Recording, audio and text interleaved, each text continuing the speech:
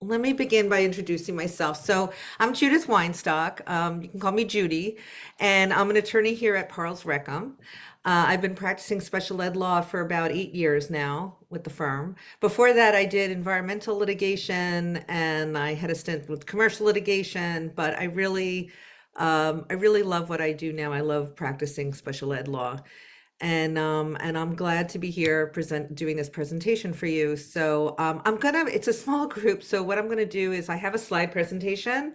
I'll go through the slides and then I think, take questions, kind of do a little more of a back and forth because that may be more helpful for you. But there's a lot of slides. I'm gonna try to go through them fairly quickly. There's a lot of good information in them. We can also send the slideshow presentation to you if you request it after the presentation. So basically what we're doing today, we have a series that's going on here at the firm, and I think next month is going to be a presentation by my colleague on dyslexia and special ed and dyslexia. But I find that one of the things when I'm representing families is, having a robust IEP is very, very important. Obviously, it's the crux of the special education services that are going to be provided to your child, and it's how your child's progress is going to be monitored. It's a contract, so to speak, between the district and the family. It's the district promising that they're going to provide these services and interventions, and that there's going to be progress monitored towards the goals and objectives that are appropriate for your child to strive for. So I'm gonna, for some reason it's not working. Here we go. So the first part of creating an effective IEP is basically is understanding your rights. So I want to just go through a little bit that, there's the Individuals with Disabilities Education Act. That's the federal law that provides rights to your child with disabilities, and what kind of services and interventions districts are obligated to provide. There's also another federal law, Section 504, the Rehabilitation Act. That's more of a civil rights law, and it's more about discrimination. Sometimes you'll hear some students have a 504 plan, not an IEP.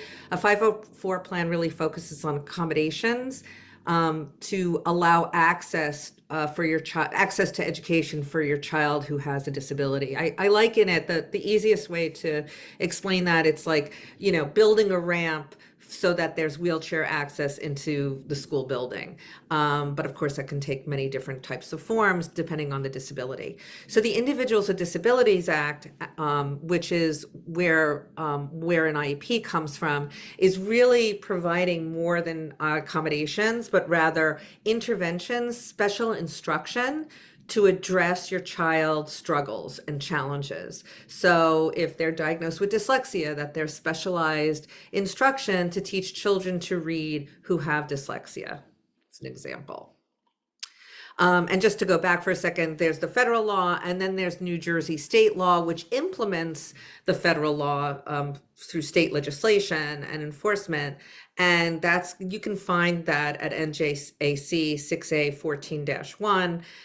If you're curious and want to sort of get familiar with the regulations and the requirements and responsibilities and obligations of what districts owe your child with disabilities. And then the third part of where the law comes from, it's the federal legislation, state legislation, and then there's also case law, which is at both the state and federal case law. So what we're going to focus in on today is the Individuals with Disabilities Education Act. I hope you can see this clearly. I have a little bit of an obstruction on my screen. Anyway, so that's where the act, it's a federal legislation. It's implemented through the state, and this kind of just reviews what I just said. Let's see, and I just want to go over the purposes just briefly. The intent of the IDEA was to ensure that children with disabilities have available to them, and this is key, a free, appropriate public education. And appropriate is really the most important word out of that phrase, and that it emphasizes special education and related services that are designed to meet your child's unique needs and provide them for either further education, employment, and or independent living, or all of the above.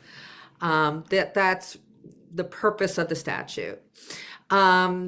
The mandate basically entitles children who meet the definition of a child with a disability a free, appropriate public education, as I said, in what's called the least restrictive environment. And least restrictive environment is not in a vacuum. It's the environment, the least restrictive environment that your child can make meaningful progress in, can access their education in. So we don't talk about it like, there's the general education classroom. That's really the least restrictive environment. The appropriate least restrictive environment will be that environment where your child can actually access and their education and make progress towards their goals and objectives. And that might be where you have in-class support, so a general education classroom, but there is a special education teacher in that classroom. It could be that the least restrictive environment is that they are in a gen ed classroom, but they're pulled out for certain subjects and get some type of remediation or specialized instruction in that subject area. It could be that they need a separate classroom altogether, that they need a specialized classroom and they're not in the gen ed program and the curriculum is modified. Or it could mean that the only way they can make progress is if they're taken out of the public school and put into a private specialized program that directly addresses their unique challenges. So when you're first identifying a child of whether they are entitled to an IEP under the IDEA, there's a number of definitions they have to come under. They have to have a disability that's enumerated under the law. It adversely affects their educational performance, and they're in need of special education or some type of intervention to allow them to have access to their education and make progress, make meaningful progress. And these are some of the disabilities that are listed. So a free, appropriate public education, free obviously at public expense, it doesn't cost you anything, it meets the educational standards of the state, and it complies, this is important, it complies with the child's IEP. That's why the IEP is so important, the Individualized Education Program. So if a school district is not complying, if they're not providing the services or the interventions or the specialized instruction that is provided within the IEP, they're in violation of the law because they're not providing a free, appropriate public education. So I liken this again to a contract. The contract is the IEP. The district's obligated to provide these services to the child. If they're not providing them, they're not complying with the IEP, they're not complying with their contract, and they're not providing, which means that they're not providing FAPE, free appropriate public education, and therefore they're in violation of the law. So this is, again, just to talk about least restrictive environment, this is sort of a flow chart of what we consider least restrictive. Again, what the appropriate least restrictive environment will be the placement, the least restrictive placement where your child is making meaningful progress. Excuse me. And this is just a diagram of the special education delivery cycle. So you're first identified, you have evaluations to determine whether you're eligible for an IEP. There's the eligibility determination, the development of the IEP, the implementation of the IEP, the monitoring, and then you have the triennial review. Now, what I'm going to emphasize, and I believe my colleague already had a presentation previously on sort of more of the identification and the evaluation part of it and the eligibility determination, what I want to focus on in this presentation is more about after you're determined to be eligible, we're talking about the development of a robust IEP that's effective and that will allow your child to make that meaningful progress towards the appropriate goals and objectives that are necessary for them to become, which is the end goal, independent, go to further education, attend further education, or get a job, employment. So I want to talk about the development of the IEP, the implementation and the monitoring of the IEP, and then we're going to talk about evaluations as well, because that's an integral part of creating an effective IEP. So this is just talking a little more about the evaluations. The school is required to evaluate students in all their areas of suspected weakness. And basically, I'm going to skip to the bottom. This is sort of the initial evaluations, and we're going to talk about, evaluations are really what drives the IEP goals and objectives. And in the evaluation, that's what's going to be determined what the student's needs are, what the areas of need. And it also provides what we call baseline data so that we can make sure, let's say, we have an assessment, the evaluation, and then he or she is provided a program. And then at the end of that program, we want to assess and see if that child has made meaningful progress, and we assess them again. So the initial evaluations and all the evaluations, and every year we're providing baseline data to see, that they're going to make progress in the future, and we can reflect back also to see if they've made progress beforehand.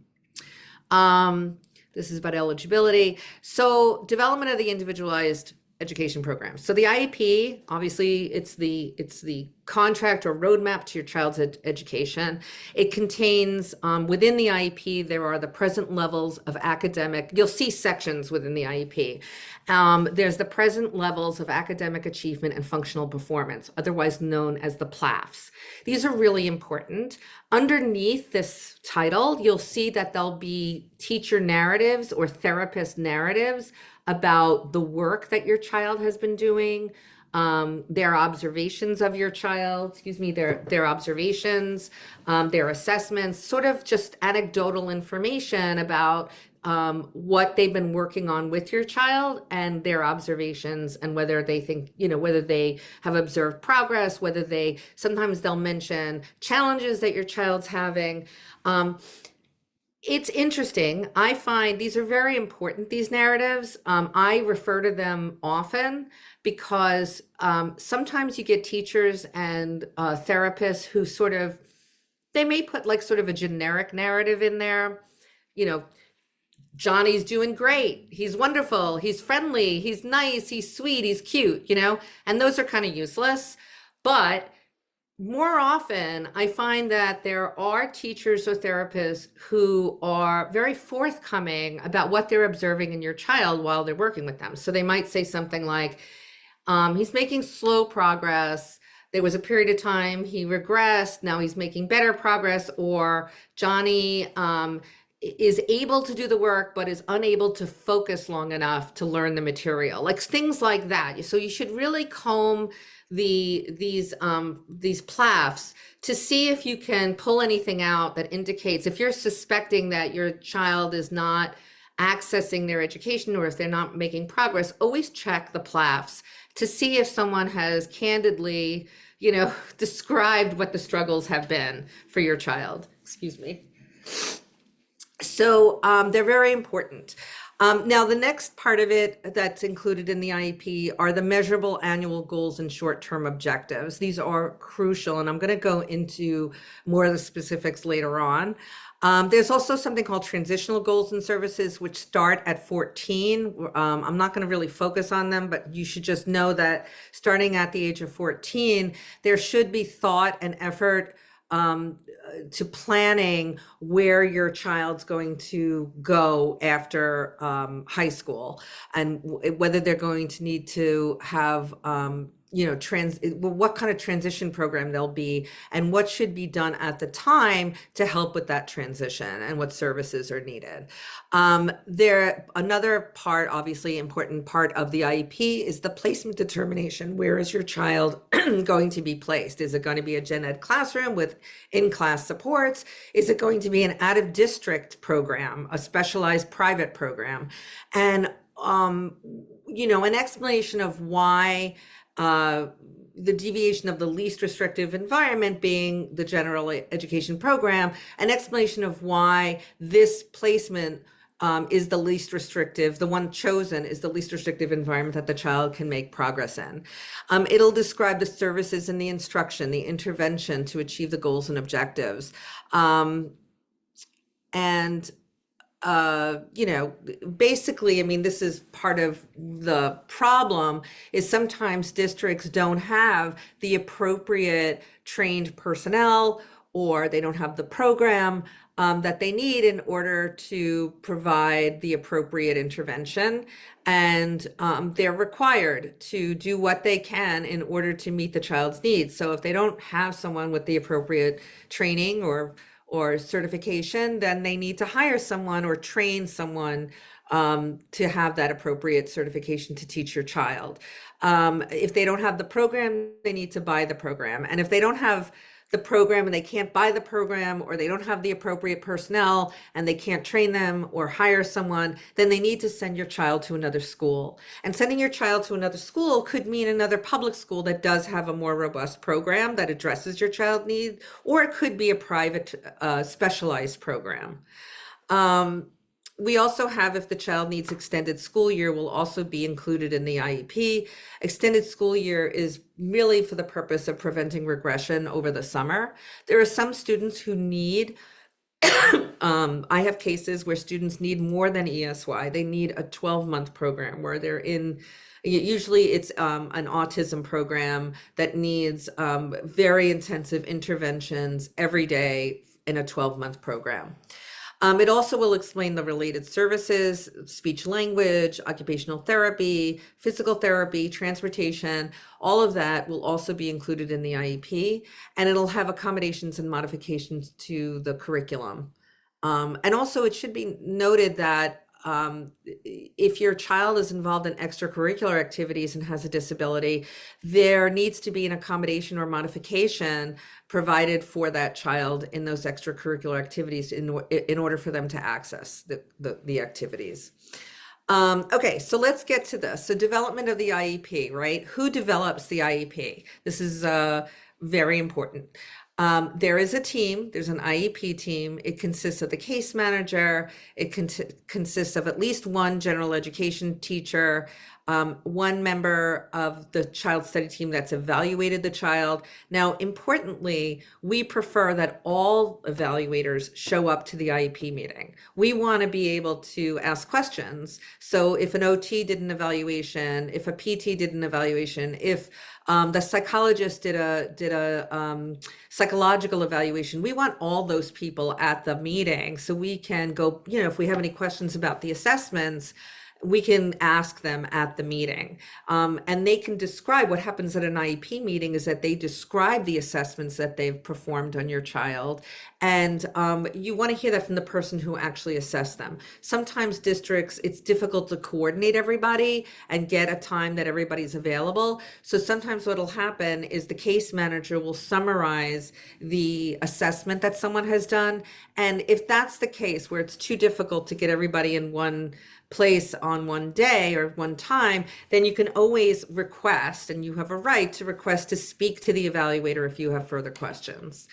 There are other specialists that you can bring in yourself if your child is privately receiving OT or is seeing a therapist or has their own BCBA at home. That specialist can attend the meeting with you and can provide information to the team, can ask questions. That's your right to have someone come with you. You can also bring an advocate and obviously a lawyer if that's necessary. But if you're going to bring your lawyer, you have to notify the district that you will be bringing your lawyer so that they have an opportunity to have their lawyer there. That's very important. Now, going back, your child can also participate when it's appropriate. I think this is, parents should be very careful about this and determine if it is appropriate, if your child, if it serves your child's interest for them to be attending. Sometimes you want to be very candid at these meetings, and it may not be appropriate for the child to be there, especially if they're young. But sometimes it's also really important that your child is there. I find that often when they're older, and they have their own frustrations that they can share or relay to the team. That's very important and very powerful. It's also very powerful, like, for example, if a child feels very isolated from his peers and there needs to be sort of more social emotional interventions be provided to the child, it's very powerful to have and very important to have the child, if they're older, come and attend the meeting and share those thoughts. So that's, that's kind of summarizing when, and giving an idea of when it's appropriate, when it's not appropriate to have your child there. Now, a very, very important aspect of this is that you, as the parent or the guardian of the child, you are a very important member of the team. It's part of the law, and you're very important to developing an appropriate IEP. The law specifically includes the parent as an important member of the team, and you have certain rights, and your child has rights in order to develop a program that will actually address where their challenges are. So you have the annual review every year. There's an IEP review. You get the 3-year triennial evaluations no matter what. If you don't want to have the triennial evaluation, you have to specifically waive them. Otherwise, they automatically happen.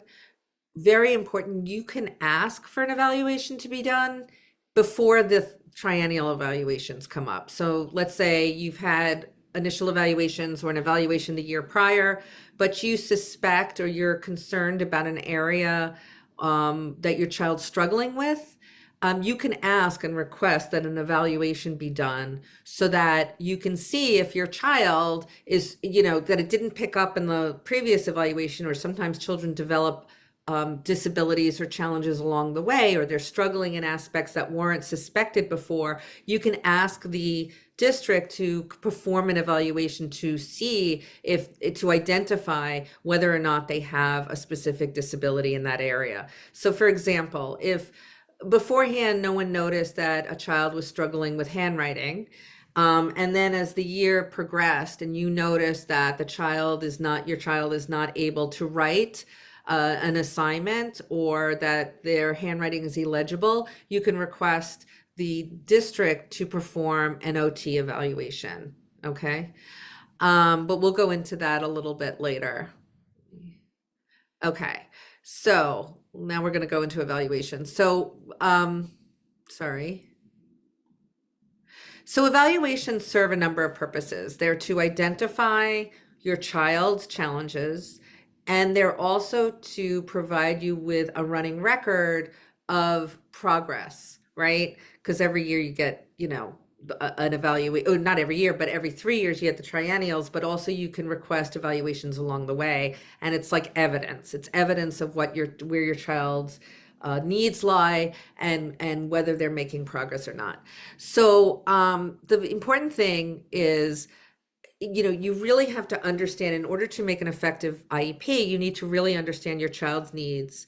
And it's very important to get good evaluations. It's critical. And a lot of the issues around special ed law that I handle with families is that the district evaluations, which are sort of, the district usually performs an educational eval, a psychological eval, and then maybe an OT or a PT or speech language. But they may be missing what your child's struggling with, or you feel like they're not really showing the disability that your child has or the challenges. We recommend, and I think this might be on the next slide, that you get comprehensive independent evaluations from experts that you trust. We believe that this is essential. It really is.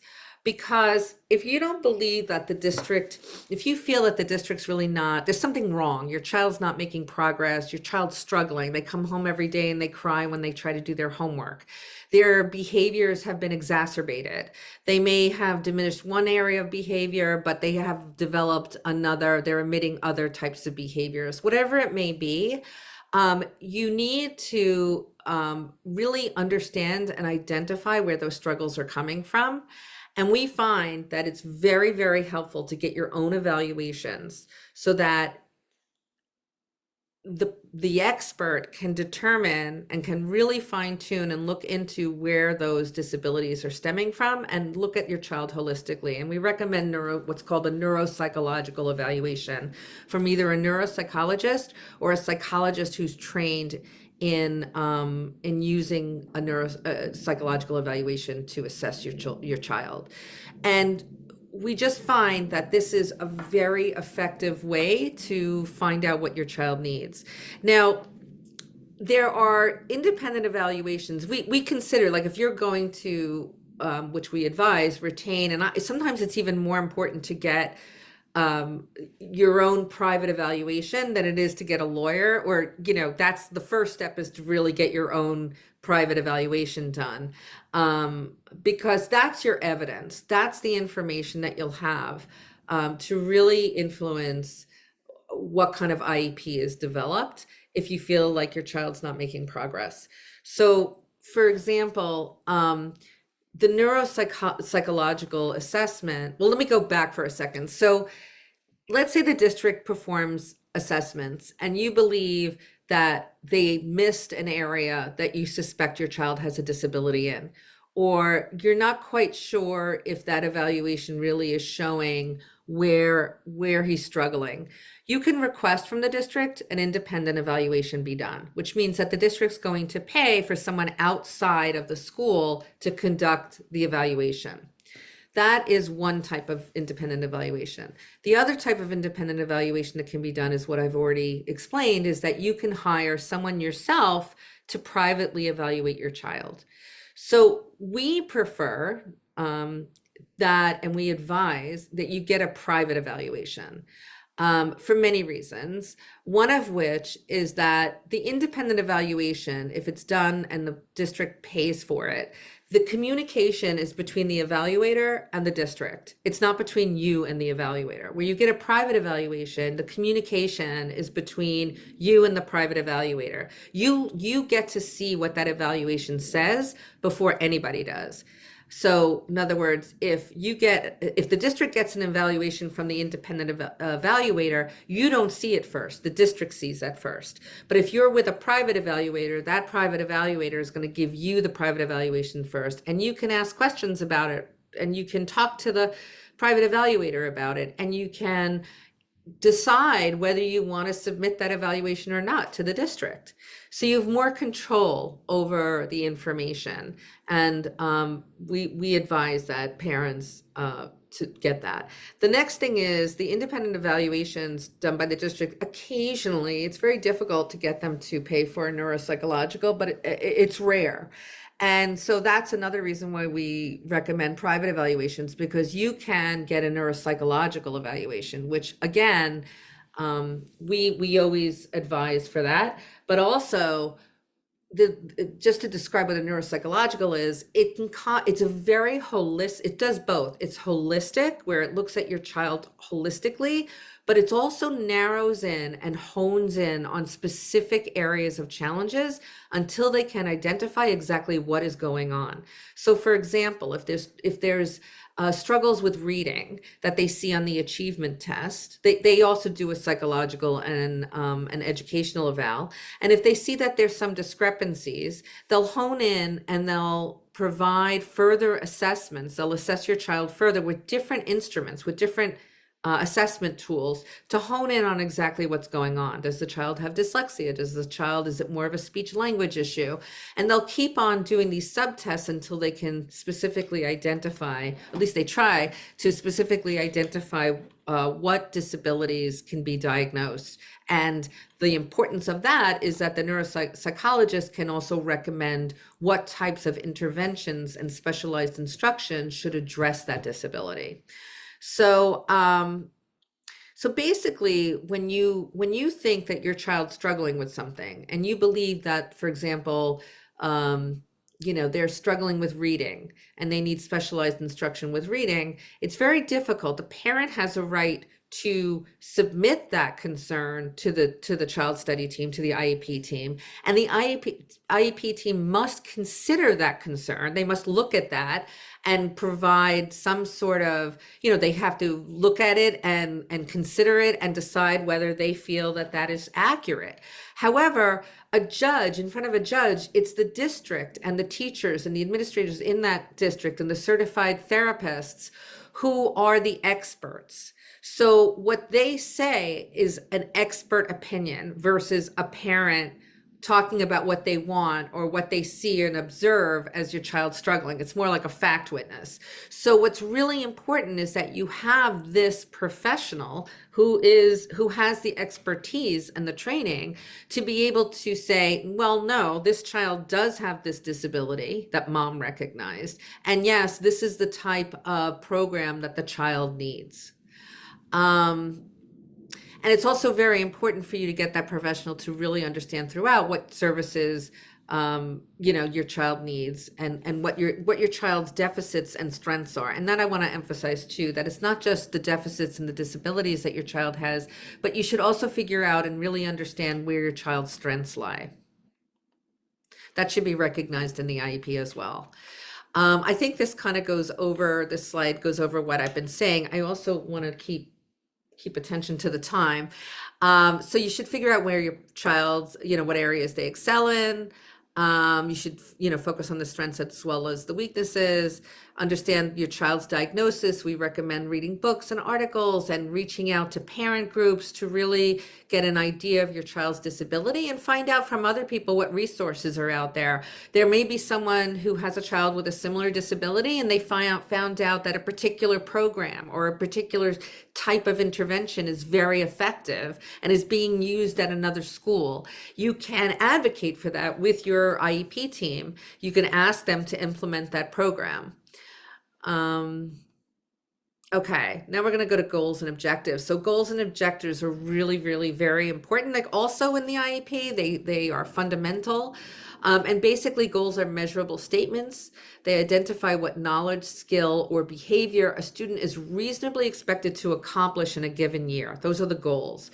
And they can include academic as well as functional goals. So daily living skills, OT, anything academic educational encompasses academic skills and also functional skills. So it's not just whether they can read or write or do math. It's also whether your child is able to socially engage, whether they're able to regulate their behaviors. Education under the law encompasses all these areas in order for your child to be successful at leading an independent life, or continuing their education or finding employment. When you work for someone, it's very important that you know how to socially engage, right? So all these skills are very fundamental and important to the law.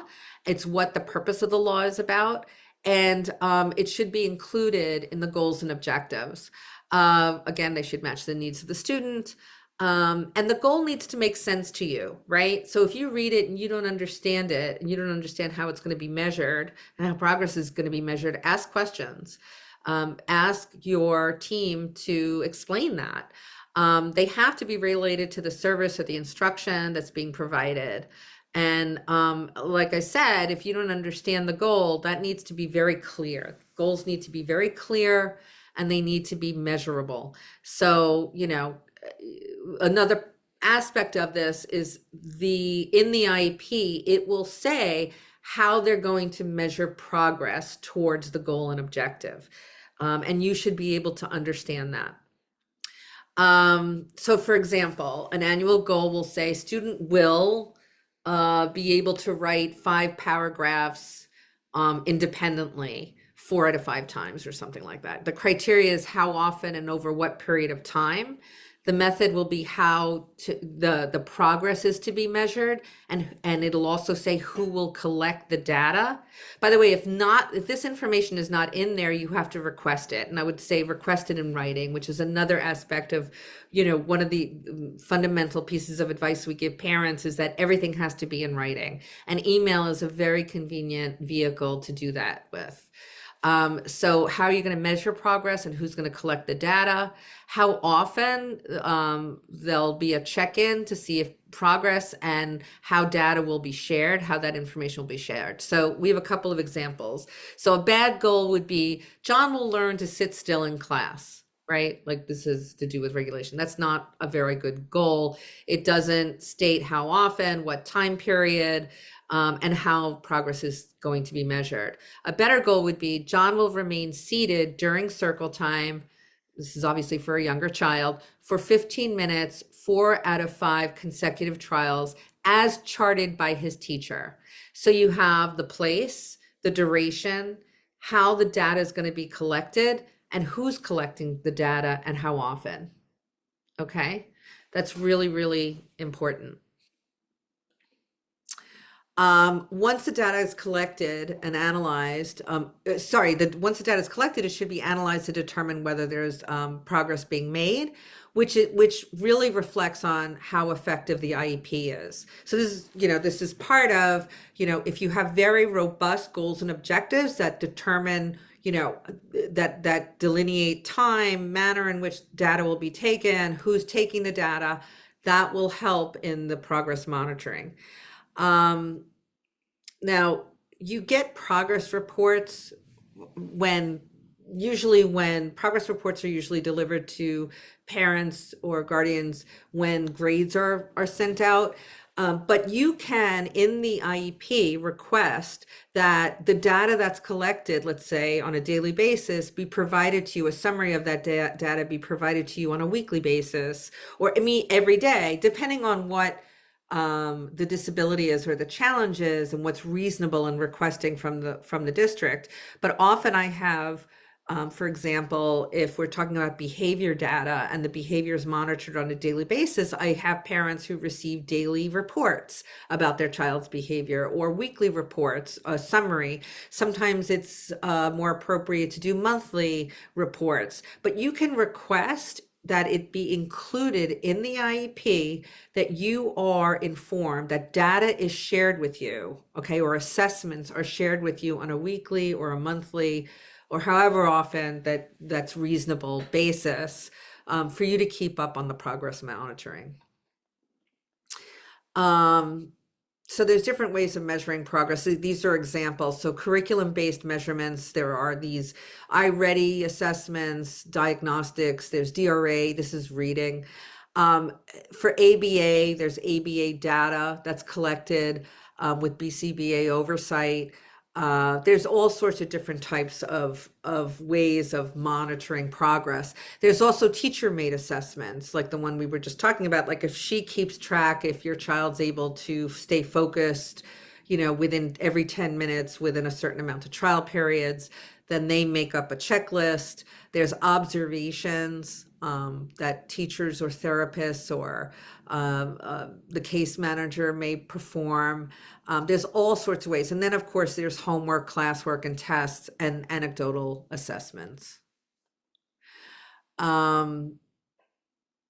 So just to kind of sum the progress monitoring is that, obviously everybody, we start off from a place that, well-meaning people, like the district wants your child to succeed. I don't think that they're ill intent. They may not have the qualifications or the expertise to actually address your child's needs, but they are trying. And even with the best intentioned people, you can create a program where the child is not making progress. So that's why progress monitoring is really important. And therefore, you have to step back, have another meeting, reevaluate, and see what can be done, what changes can be made in the IEP in order to address the fact that they're not making progress.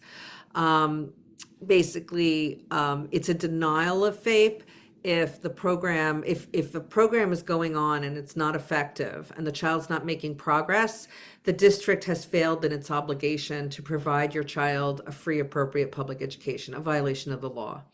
But the first step is really to notify the team about what you're seeing, that there's a lack of progress, to show the evidence, demonstrate the information that assessment is based on, and try to tweak the program with the team in order to improve progress. And if that doesn't work for whatever reason, then you need to take steps where it is a legal issue, and you can either file your own petition or seek legal advice. We advise always to seek legal advice at that point, but we really emphasize to first work with your IEP team and try to rectify the problem first with them amicably. Again, creating a record is really important. If you're seeing that your child's having meltdowns at home, that they have problems with friends, if you're experiencing your child's having new behaviors, you'd have to keep in touch with the case manager.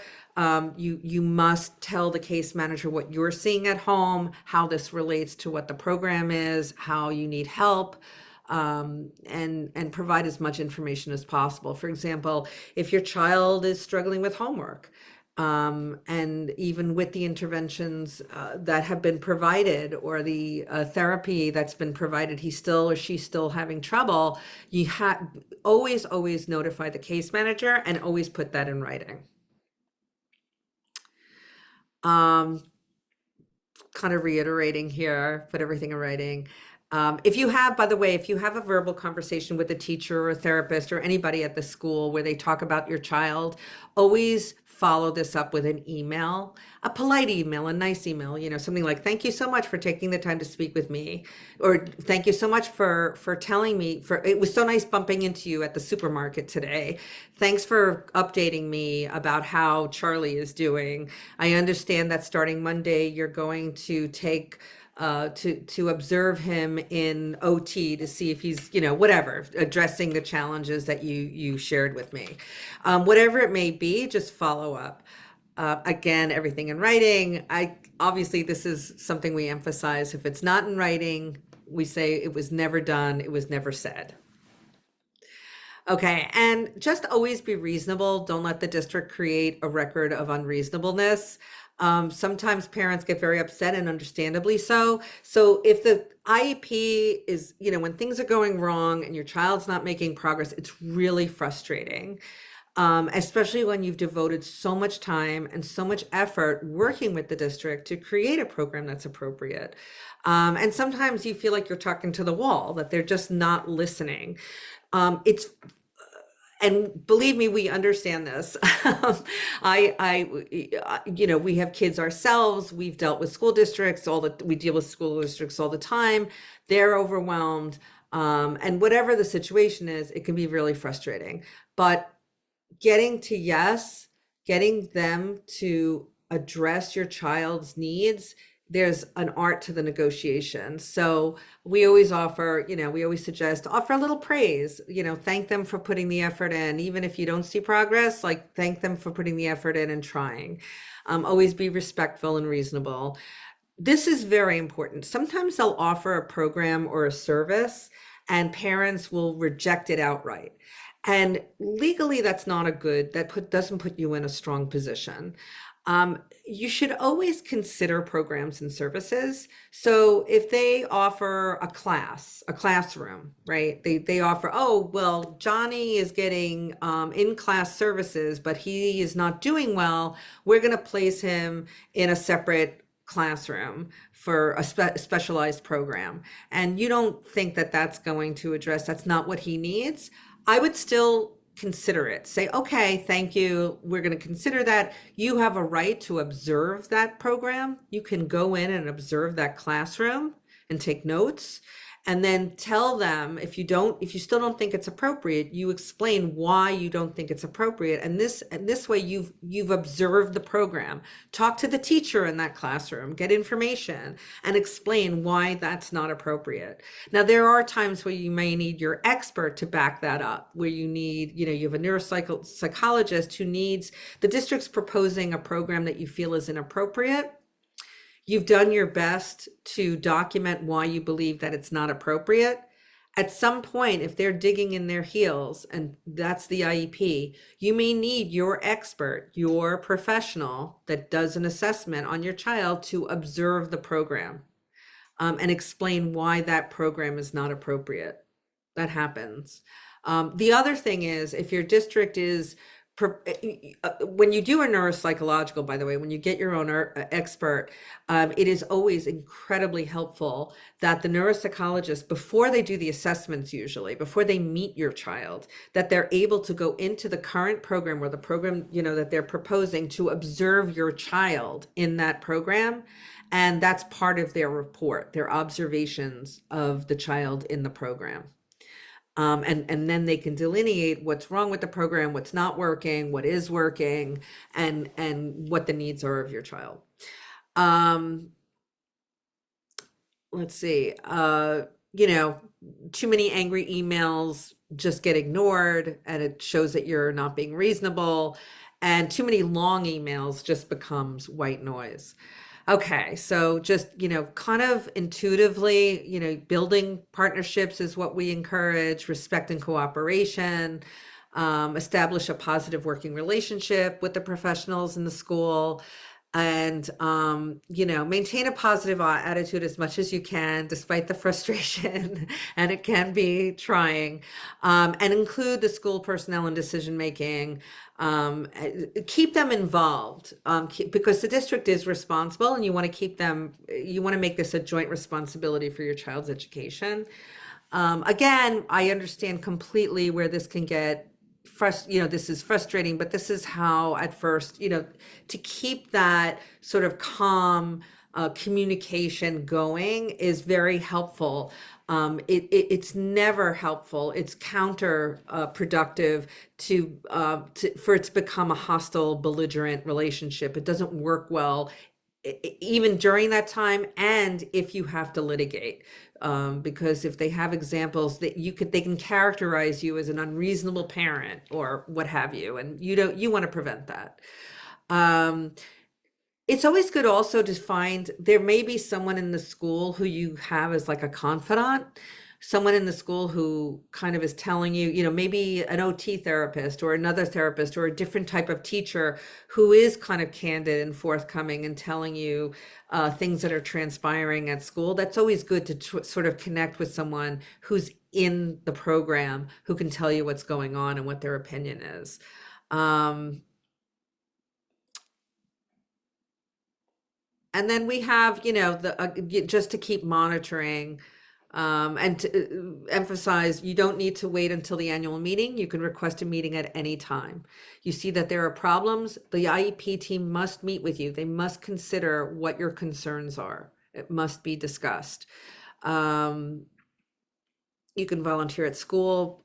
That's very hard to do with everybody working. I know that I have trouble finding time to volunteer at my son's school. And talk to your child. I mean, some children are not verbal. Some children are able to express themselves well. Some children aren't. But students can tell you, children can tell you, your child can tell you, like, I'm supposed to have OT services 2 times a week, and I've only been getting them 1 time a week, right? So just find out from your child's perspective, not only with what services are being provided and what not, but how they're feeling in school also. So basically, crafting the IEP, trying to get an effective IEP in place is only the beginning. You have to keep on top of it, because there could be changes along the way. Your child's needs can change, and it needs to be modified. In addition, there could be services that are not being provided where the district is failing to provide the services, and that's a denial of FAPE. You need to keep on that. So in conclusion, you're your child's first advocate. Parents, look, parents know their child. They really do. And it's very important to have confidence, and don't let the school's experts, quote unquote, convince you that you are wrong in your assessment of your child, that you don't, you're not able to figure out what their needs are. That's not true. You know your child, and we encourage you to trust your gut. It really is true. In the years that I've been practicing this in this area, and from my own personal experience, I know what's going on, and I'm going to relay that.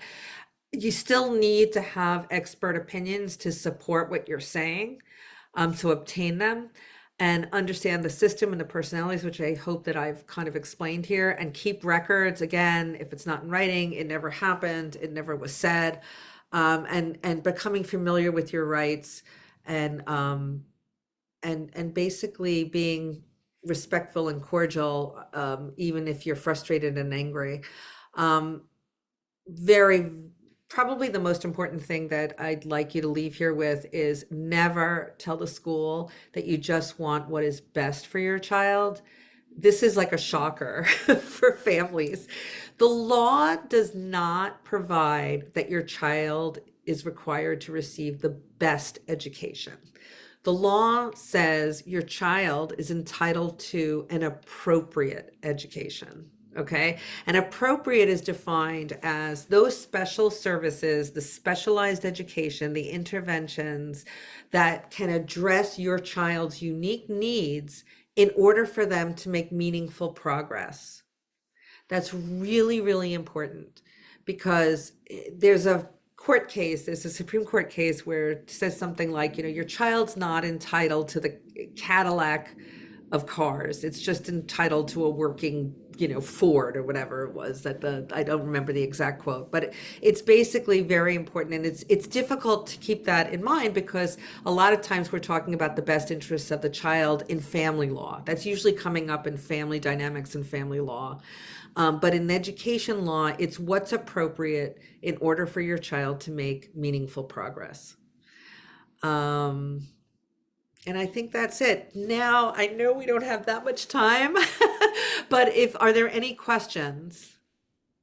Hi, can you hear me? Yes, I can. Hi, Judith. I just wanted to commend you. This was an outstanding presentation. You gave us like $1 million worth of information.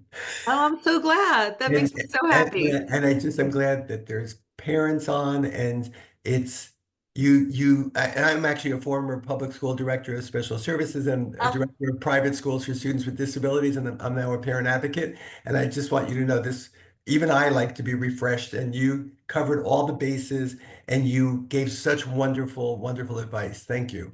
oh, that's wonderful. Thank you for sharing that. I appreciate that. You're welcome. Is there anything else or? Thank you so much for sharing that. I really appreciate it. Any other questions? Any questions?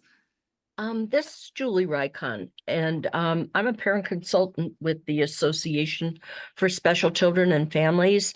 And one thing you might want to add to the list is to be sure that for parents is that parents spell the names of the child study team members, all of the professional staff through the school correctly, and that it's reciprocated. So that's a mutual respect, and that comes from How to Win Friends and Influence People by Dale Carnegie, is to make sure that you're recognizing and also pronouncing the professional's name correctly. Okay. I like So that. I that like that. Yeah. Yeah. It's good common sense. That's really good. Yes. It shows that you're, paying respect and you know who they are. Yes. It's and sometimes you want it difficult. reciprocated, and you do want it reciprocated because Yes. I've worked with families where the child's name is not their child's name in that IEP, or the name is Oh, pronounced or spelled wrong. I've had it where the IEP in the comments, they actually identify another student. Yeah. Mhm. So it's like breaking Boilerplate. all these rules. Like it's not only horrible for that, you're also Yeah. divulging private information. So Yeah. yeah, yeah, Right. And then I say, well, is this actually your child's IEP?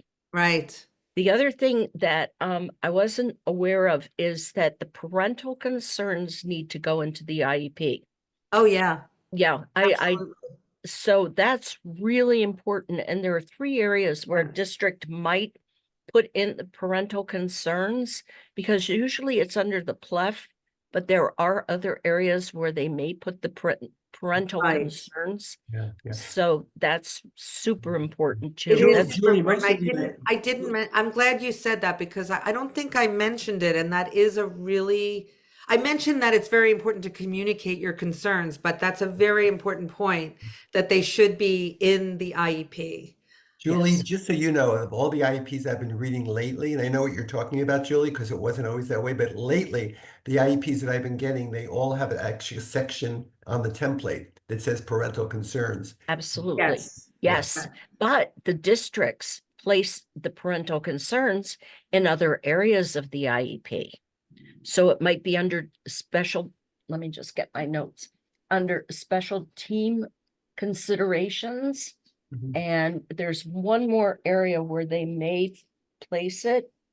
One.